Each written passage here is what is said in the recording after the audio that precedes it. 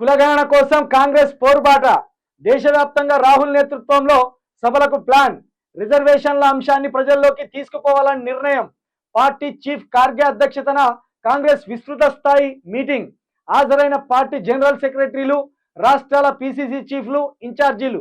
రాబోయే రాష్ట్రాల ఎన్నికల వ్యూహాలపై చర్చ. మీటింగ్ కు తెలంగాణ నుంచి ఇన్ఛార్జ్ దీపా మున్షి హాజరు.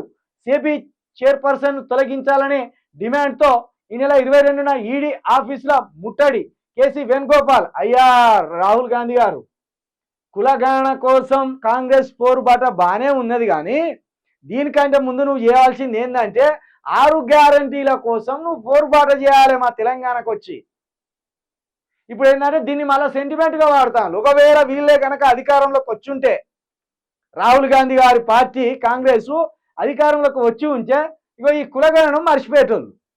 ఇప్పుడు అధికారంలో లేరు కదా, ఈ కులగణను తెరపైకి తీసుకొచ్చి ఏదో ఈ ఎస్సీ బీసీ ఎస్టీలకు కులగణన ద్వారా అద్భుతం జరగబోతుంది అని చెప్పుతూ దీన్ని సెంటిమెంటల్ చేసి మళ్ళీ స్థానిక సంస్థల ఎన్నికలలో దీన్ని వాడుకోవాలి. నిజానికి కులగణన జరగాలి, కులగణన జరిగి సమన్వయం జరగాలి. కులగణన జరిగినప్పుడు ఏం జరగాలి? ఖార్గే గారు వచ్చి ప్రధాన మంత్రి అర్హత పొందాలి. కాంగ్రెస్ నుండి ప్రధాన మంత్రి అభ్యర్థి ఎవరు ఉండాలి? ఖార్గే ఉండాలి. కానీ ఖార్గేని అధ్యక్షుడిగా పెట్టి రాహుల్ గాంధీ ప్రతిపక్ష నేతగా వ్యవహరిస్తాను.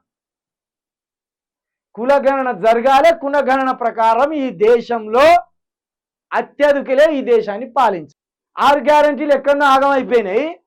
నువ్వు వచ్చి చేయిలూపి, మీ చెల్లి వచ్చి చేయిలూపి 6 గ్యారంటీలతో మీ బతుకులు మార్చేస్తాం, మేము కర్ణాటకలో అద్భుతంగా చేసినామని ప్రగల్భాలు పలికిపోయిన్లు. మరి 6 గ్యారంటీలు ఏవి? దానికోసం ఎప్పుడు పోరుబాటు చేస్తావు నువ్వు? 6 గ్యారంటీలు ఎప్పుడు అయిపోయినాయి? గంగలు కలిసినాయా?